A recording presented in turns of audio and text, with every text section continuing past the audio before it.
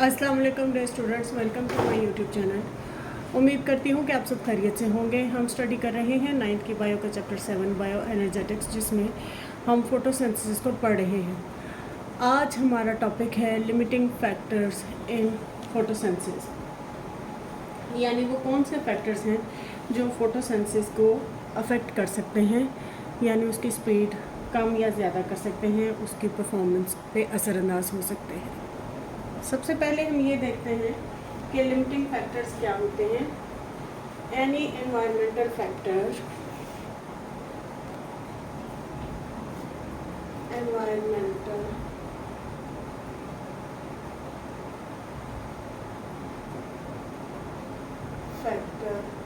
जिसकी कमी या एब्सेंस जो है, absence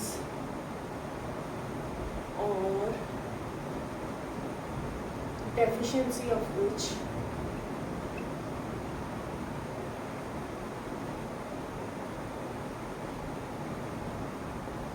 decrease the rate of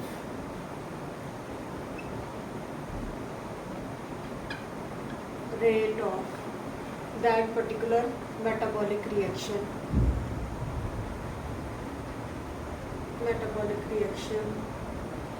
is called limiting factor. Many factors like light, temperature,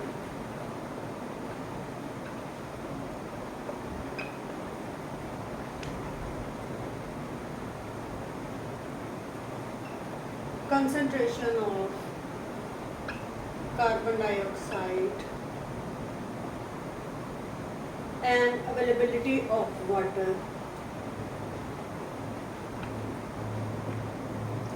ये वो तमाम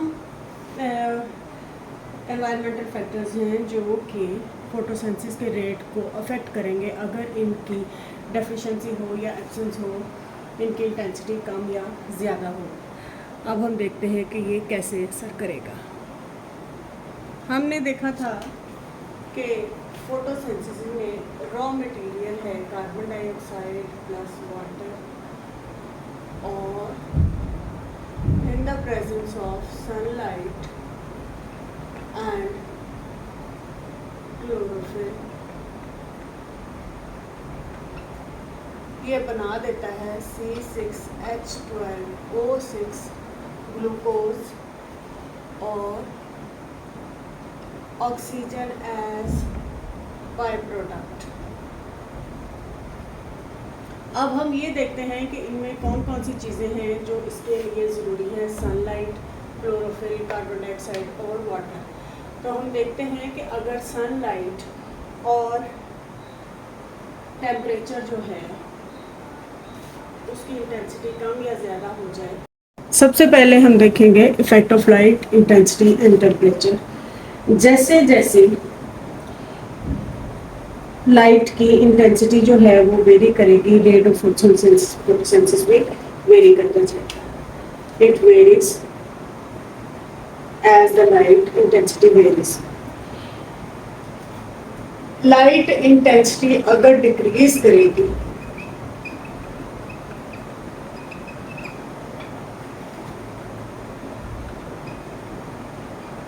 तो फोटोसिंथेसिस का रेट भी डिक्रीज कर जाएगा, यानी लाइट जो है वो डायरेक्टली प्रोपोर्शनल है rate of photosynthesis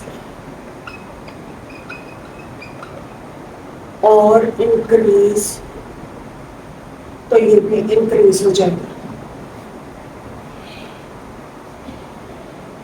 and increases as intensity increases, however at much higher light intensity, यानी अगर लाइट बहुत ज़्यादा हो गई है तो रेट ऑफ फोटोसिंथेसिस जो है वो बिकम्स कांस्टेंट। इसी तरह टेम्परेचर का जो इफेक्ट है, rate of photosynthesis decreases with the decrease in temperature.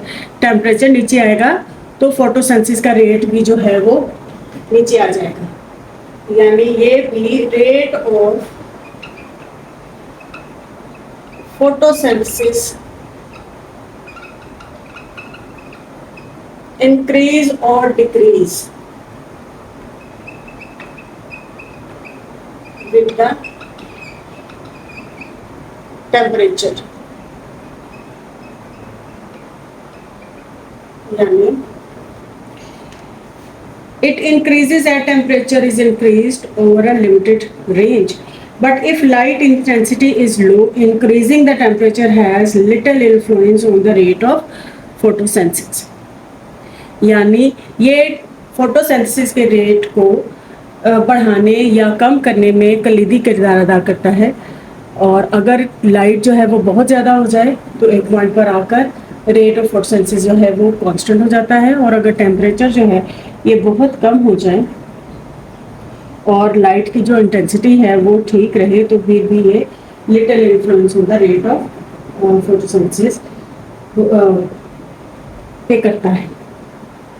अब हम देखते हैं effect of carbon dioxide concentration. As carbon dioxide concentration rises, the rate of photosynthesis goes on increasing.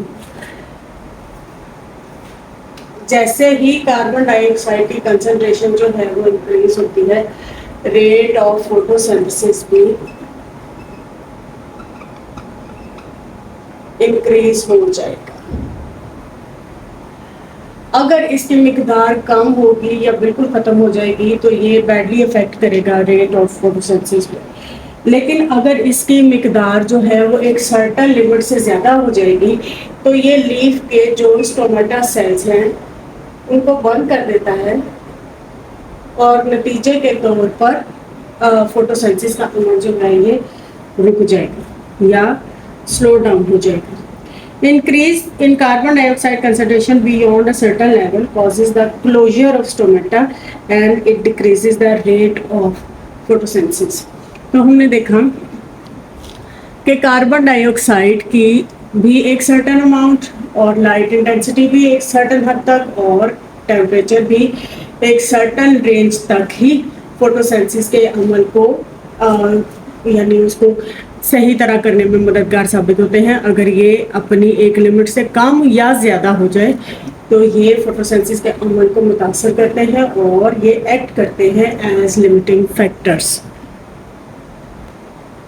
उम्मीद करती हूँ कि यहाँ तक आपको अच्छी तरह से समझ आ गया होगा। फिर भी अगर कोई कन्फ्यूजन हो तो आप कमेंट सेक्शन में पूछ सकते हैं। Please like share and subscribe my YouTube channel. Thank you.